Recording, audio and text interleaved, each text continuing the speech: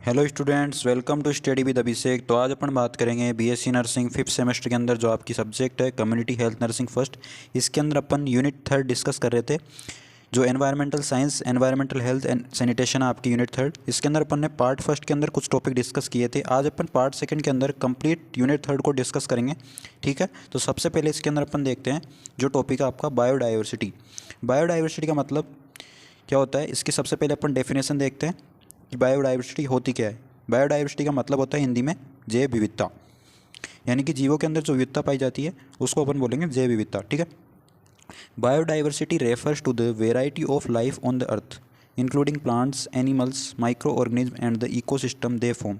Biodiversity का मतलब है वेराइटी ऑफ लाइफ, यानी जो भी अर्थ पर या पृथ्वी पर जो भी जीवन रहता है उसकी वेराइटी, यानी कौन कौन यहाँ पर रहते हैं। इसके अंदर आते हैं आपके plants, animals, microorganism and ecosystem, जो बायोडाइवर्सिटी के अंदर आती है। ठीक है, इसके बाद है importance in community health. Community health के अंदर इंपॉर्टेंस क्या है भाई, बायोडाइवर्सिटी अपन क्यों पढ़ते हैं, ये इसके अंदर अपन देखेंगे इंपॉर्टेंस के अंदर। ठीक है, biodiversity has a direct and indirect impact on the human health. जो बायोडाइवर्सिटी है उसका डायरेक्ट और इनडायरेक्ट इम्पैक्ट पड़ता है, प्रभाव पड़ता है ह्यूमन की हेल्थ पर।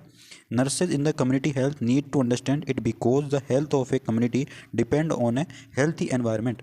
जो भी कम्युनिटी हेल्थ नर्स होती है उनको ये समझना चाहिए कि जो भी कम्युनिटी या जो भी पॉपुलेशन है उसकी हेल्थ किस पर डिपेंड करती है, हेल्थी एनवायरनमेंट पर। यानी अगर एनवायरनमेंट जो आपका अनहेल्थी रहेगा तो जो भी कम्युनिटी है, जो भी पॉपुलेशन है, वो सारे अनहेल्थी होंगे, उनके अंदर डिजीज़ होगी, उनके अंदर बहुत सारे जो है वेरियस जो है डिजीज़ होगी एक तरह से। ठीक है, अगर एनवायरनमेंट आपका हेल्थी रहेगा तो कम्युनिटी जो है, जो भी पॉपुलेशन है, उसके अंदर डिजीज़ नहीं होगी, वो हेल्थी रहेगा। ठीक है, तो ये हो गई बात आपकी बायोडाइवर्सिटी। इसके बाद अपन ने देख ली इंपॉर्टेंस इन कम्युनिटी हेल्थ के अंदर भाई बायोडाइवर्सिटी का हेल्थ जो इंपॉर्टेंस क्या है वो अपन ने बात कर लिया। अब टाइप्स की बात करते हैं कि बायोडाइवर्सिटी के टाइप कौन कौन से हैं। ठीक है, फर्स्ट नंबर पे आपका आता है जेनेटिक डाइवर्सिटी। जेनेटिक नाम से पता लग रहा है, यानी कि जेनेटिक के अंदर अगर आपकी जीन के अंदर कोई भी वेरिएशन है तो उसको अपन बोलेंगे जेनेटिक डाइवर्सिटी।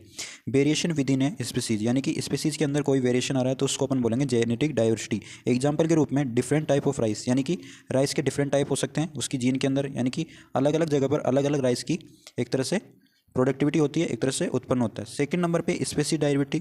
स्पेसीज डाइवर्सिटी का मतलब होता है different species is an area. एक एरिया पर जो है डिफरेंट स्पेसीज के जो भी एनिमल्स है, जो भी ह्यूमंस है, वो सारे हो सकते हैं, जैसे बर्ड्स, फिश और प्लांट्स, वो सारे अलग अलग देखने मिल सकते हैं अलग अलग जगह पर। ठीक है, थर्ड नंबर पे इकोसिस्टम डाइवर्सिटी।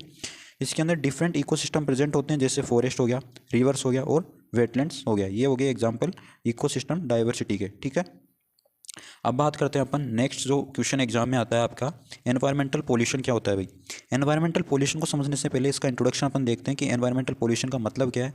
सबसे पहले ये देखेंगे अपन। ठीक है, environmental pollution is the contamination of the air, water and land by the harmful substance. Environmental pollution यानी कि जो भी एनवायरमेंट है, एनवायरमेंट के अंदर क्या क्या आती है, जो भी एयर है, वाटर है, ये सारी चीज़ें, जो भी लैंड है, जो भी पृथ्वी है, वो सारी चीज़ें आती है एनवायरमेंट के अंदर। अगर ये पोल्यूशन होगी, कंटामिनेटेड हो गई, किसके द्वारा, हार्मफुल सब्सटेंस के द्वारा। इसके अंदर कुछ भी हो सकते हैं हार्मफुल सब्सटेंस, जैसे रेडिएशन हो गया, ये जो है वाटर, अगर आप सैनिटेशन सही तरीके से नहीं होगा तो वाटर कंटामिनेटेड हो जाएगा। ठीक है, अगर ये सारी चीज़ें हार्मफुल सब्सटेंस के द्वारा कंटामिनेटेड होगी, जैसे एयर, वाटर और लैंड, तो इसको अपन बोलेंगे environmental pollution. It affect the health of humans, animals and plant. जो एनवायरमेंटल पोल्यूशन है ये किसको प्रभावित करेगा सबसे ज़्यादा, जो ह्यूमंस की, एनिमल्स की और प्लांट्स की हेल्थ है उसको सबसे ज़्यादा ये इफेक्ट पड़ेगा एनवायरमेंटल पोल्यूशन से। ठीक है, कारण क्या क्या हो सकते हैं भाई कि एनवायरमेंटल पोल्यूशन के क्या क्या कारण है। फर्स्ट नंबर पे इंडस्ट्रियल वेस्ट एंड स्मोक। जो भी इंडस्ट्री से वेस्ट निकलता है, जो भी धुआं निकलता है, उसकी वजह से एनवायरमेंट के अंदर पोल्यूशन हो सकता है। व्हीकल एमिशन, जो भी व्हीकल के द्वारा पोल्यूशन इकट्ठा होता है।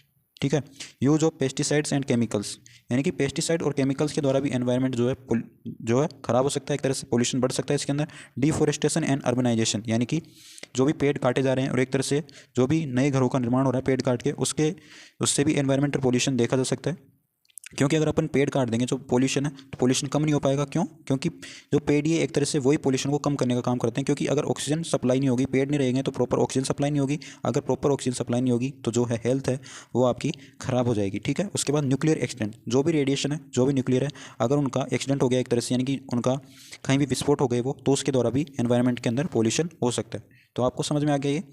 आगे अपन बात करेंगे कि इफेक्ट क्या क्या हो सकते हैं भाई एनवायरमेंटल पोल्यूशन के से क्या क्या देखने को मिल सकता है। फर्स्ट नंबर पे है रेस्पिरेटरी एंड हार्ट डिजीज, यानी कि रेस्पिरेटरी सिस्टम से रिलेटेड और हार्ट डिजीज आपको देखने को मिल सकती है। वाटर बोर्न डिजीज, यानी कि जो भी वाटर से जो भी डिजीज फैलती है वो आपको देखने को मिल सकती है। हियरिंग प्रॉब्लम्स एंड स्ट्रेस देखने को मिल सकता है। क्लाइमेट चेंज हो सकता है, किससे? एनवायरमेंटल पोल्यूशन से। अब बात करते हैं type of pollution and health impact, कि भाई पोल्यूशन के कौन कौन से टाइप होते हैं और हेल्थ पर यानी कि आपके स्वास्थ्य पर इनका क्या प्रभाव पड़ता है। ये एक इंपॉर्टेंट क्वेश्चन है जो आपके हर साल एग्जाम में आता है। ठीक है, फर्स्ट नंबर पे है एयर पोल्यूशन। एयर पोल्यूशन नाम से पता लग रहा है, यानी हवा का पोल्यूशन किसके द्वारा होता है? Caused by smoke, gases and dust. Smoke के द्वारा, गैसेज के द्वारा, जो भी धूल मिट्टी है उसके द्वारा जो पोल्यूशन हो रहा है उसको अपन बोलेंगे एयर पोल्यूशन। ठीक है, बिल्कुल सिंपल मैंने नोट्स बनाए। ठीक है, इसके बाद है हेल्थ इंपैक्ट, यानी कि एयर पोल्यूशन का हेल्थ पर क्या प्रभाव पड़ेगा। अस्थमा आपको हो सकता है, ब्रोंकाइटिस हो सकता है, लंग्स का कैंसर हो सकता है और हार्ट की प्रॉब्लम्स आपको देखने को मिल सकती है एयर पोल्यूशन से। सेकंड नंबर पे वाटर पोल्यूशन, यानी कि पानी का जो है पोल्यूशन, ये किसके द्वारा होगा? केज्ड बाय सीवेज, जो भी गंदे नालियों का पानी होता है उसके द्वारा वाटर पोल्यूशन हो सकता है। इंडस्ट्रियल वेस्ट के द्वारा और जो भी केमिकल्स है उसके द्वारा वाटर पोल्यूशन देखने को मिलता है। अब बात करेंगे हेल्थ इंपैक्ट, यानी कि वाटर पोल्यूशन का स्वास्थ्य पर क्या प्रभाव पड़ता है। इसके द्वारा आपके वाटर पोल्यूशन से डायरिया हो सकता है, कोलेरा हो सकता है, टाइफाइड हो सकता है और स्किन डिजीज हो सकती है। बहुत सारी स्किन डिजीज होती है, ठीक है, वो आपको देखने को मिल सकती है वाटर पोल्यूशन से। इसके बाद थर्ड नंबर पे है नॉइज पोल्यूशन।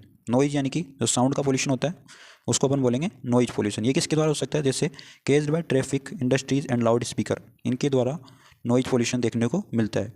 हेल्थ पर क्या प्रभाव पड़ता है? हेल्थ इंपैक्ट की अपन बात करें, नॉइज पोल्यूशन से क्या हो सकता है? हियरिंग लॉस हो सकती है आपकी, स्ट्रेस में जा सकता है, स्लीप डिस्टर्बेंस हो सकती है आपकी, और जो ब्लड प्रेशर है वो भी आपका हाई देखने को मिल सकता है नॉइज पोल्यूशन से। फोर्थ नंबर पे थर्मल पोल्यूशन। थर्मल यानी कि जो भी हॉट वाटर से पोल्यूशन होता है उसको अपन बोलेंगे थर्मल पोल्यूशन।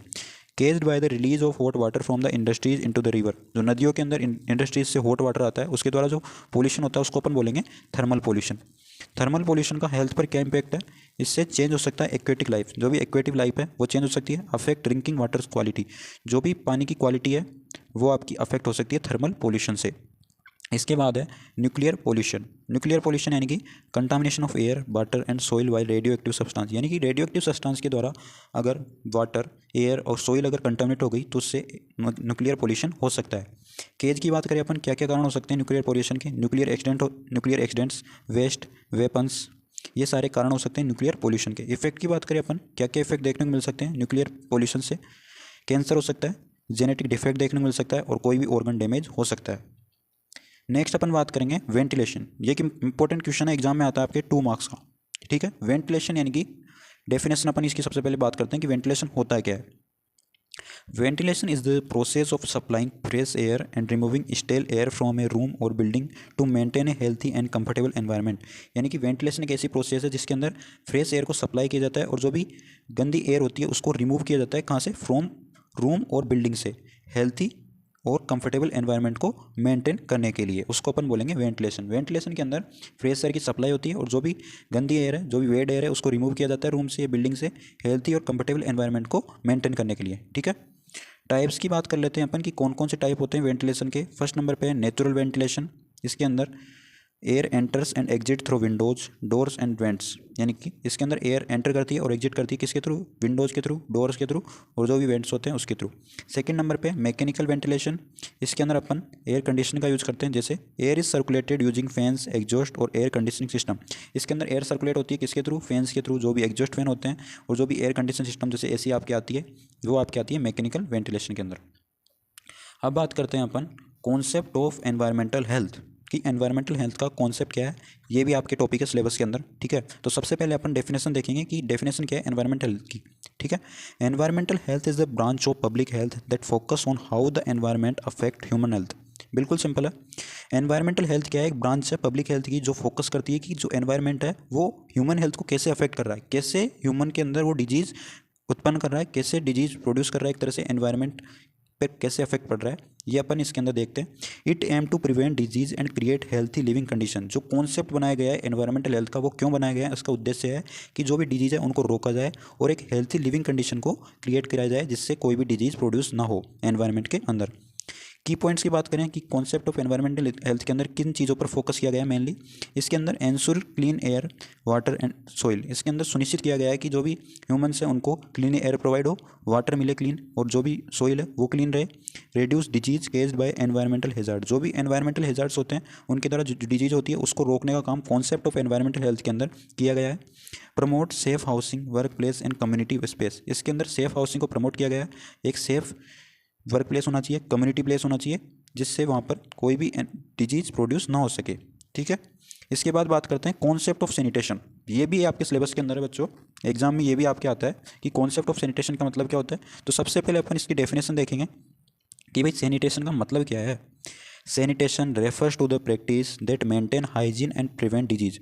सैनिटेशन का मतलब है ऐसी प्रैक्टिस जिसके अंदर अपन हाइजीन मेंटेन करते हैं और जो भी डिजीज़ है उसको रोकते हैं, specially through safe disposal of waste, clean water and personal hygiene. Specially इसके अंदर अपन जो भी वेस्ट है उसका अच्छी तरह से निस्तारण करते हैं, क्लीन वाटर है और जो भी पर्सनल हाइजीन है उसको अपन एक तरह से मेंटेन रखने का काम करते हैं सैनिटेशन के अंदर। की पॉइंट्स की बात कर लेते हैं कि कॉन्सेप्ट ऑफ सैनिटेशन में किन चीज़ों पर फोकस किया गया है मेनली। फर्स्ट नंबर पे प्रॉपर सेफ वेस्ट डिस्पोजल, यानी कि जो भी सॉलिड और लिक्विड वेस्ट है उसका प्रॉपर डिस्पोजल और प्रॉपर निस्तारण हो। एक जो मेन जगह है जहाँ पर जो भी वेस्ट होता है इकट्ठा उसका वहीं पर निस्तारण हो। Safe drinking water and food hygiene, यानी कि जो भी वाटर आप पी रहे हो, ड्रिंक कर रहे हो, एक तरह से वो सेफ़ हो और जो भी हाइजीन है जो फूड के लिए ज़रूरी है वो आपको मेंटेन रखनी है। थर्ड नंबर पे promote hand washing and personal cleanness, यानी हैंड वॉशिंग प्रोसीजर को प्रमोट करना है और पर्सनल क्लीननेस यानी पर्सनल हाइजीन को प्रमोट करना है किसके अंदर, कॉन्सेप्ट ऑफ सैनिटेशन के अंदर। ये इसके की पॉइंट्स की बात हो गई। अब बात करते हैं अपन डिफॉरेस्टेशन। डिफॉरेस्टेशन का मतलब जो भी आपके जंगलों की कटाई हो रही है उसको अपन डिफॉरेस्टेशन बोलेंगे एक सिंपल लैंग्वेज के अंदर, ठीक है। Deforestation is the simple the loss और डिक्रीज ऑफ फॉरेस्ट, यानी कि डिफॉरेस्टेशन का मतलब जो भी फॉरेस्ट का लॉस हो रहा है और जो भी फॉरेस्ट को काटा जा रहा है उसकी संख्या में कमी आ रही है जिससे पेड़ों की संख्या में, उसको अपन बोलेंगे deforestation.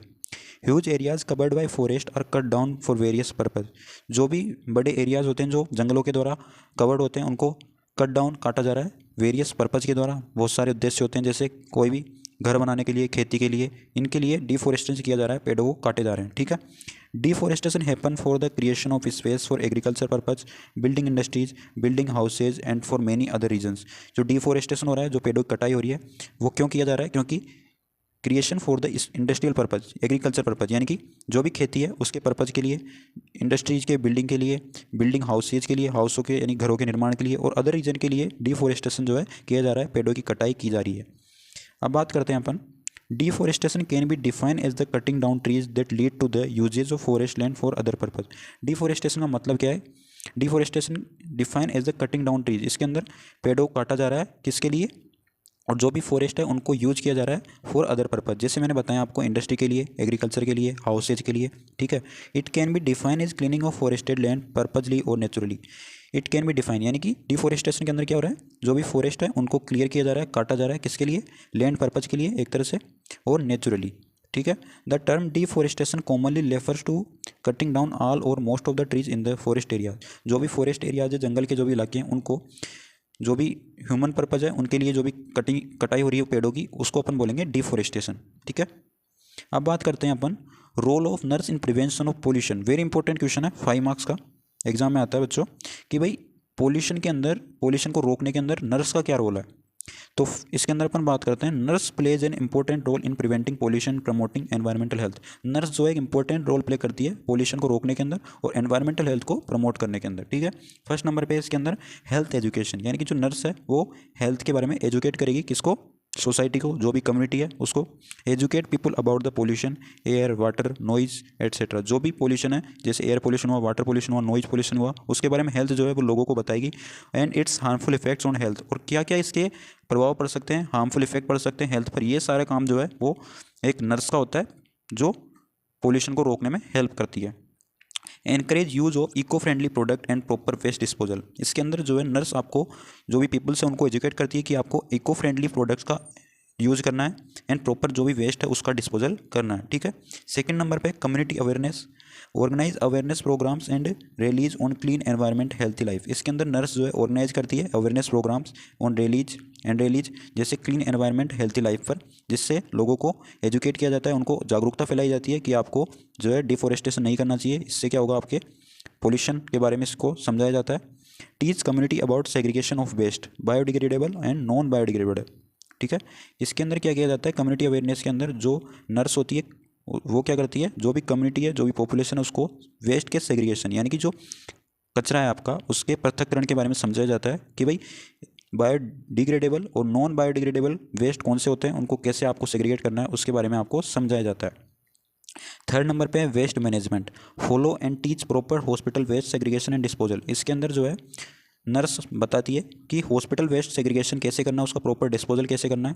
Promote recycling and reduction of plastic use, इसके अंदर रिसाइकलिंग को प्रमोट किया जाता है और जो भी प्लास्टिक यूज़ है उसको कम किया जाता है। फोर्थ नंबर पे डिजीज़ प्रिवेंशन। डिजीज प्रिवेंशन के अंदर educate about disease caused by pollution, जो भी पोल्यूशन के द्वारा जो भी डिजीज हो रही है उसके जो भी पोल्यूशन के द्वारा डिजीज हो रही है उसको एजुकेट किया जाता है नर्स के द्वारा, जैसे अस्थमा हो गई, स्किन प्रॉब्लम्स हो गई और डायरिया हो गई। Help in the early detection reporting of pollution related illness, जो भी पोल्यूशन के कारण इलनेस डिजीज हो रही है उसको अर्ली स्टेज में डिटेक्ट किया जाता है और रिपोर्ट किया जाता है जो भी आपके हॉस्पिटल होता है वहाँ पर। इसके बाद है participation in the environmental programs, take part in government and NGO environmental campaign like Swachh Bharat अभियान। इसके अंदर नर्स जो है वो पार्टिसिपेट करती है गवर्नमेंट और एनजीओ जो भी एनवायरमेंटल कैंपेन होते हैं जैसे स्वच्छ भारत अभियान के अंदर। इससे क्या है, नर्स को सीखने को मिलता है कि एनवायरमेंटल जो भी पोल्यूशन है उसको कम किया जाए, कम कैसे किया जाए और कैसे डिजीज़ों को रोका जाए। इसके बाद बात करते हैं एयर पोल्यूशन। ये एक सेपरेट क्वेश्चन आता है आपके बच्चों एग्जाम के अंदर 2 मार्क्स का कि एयर पोल्यूशन क्या होता है। फर्स्ट नंबर पे इसकी डेफिनेशन की अपन बात करेंगे कि एयर पोल्यूशन क्या है। व्हेन हार्मफुल गैसेज डस्ट और smoke mix with air and make it unsafe for living beings it is called air pollution.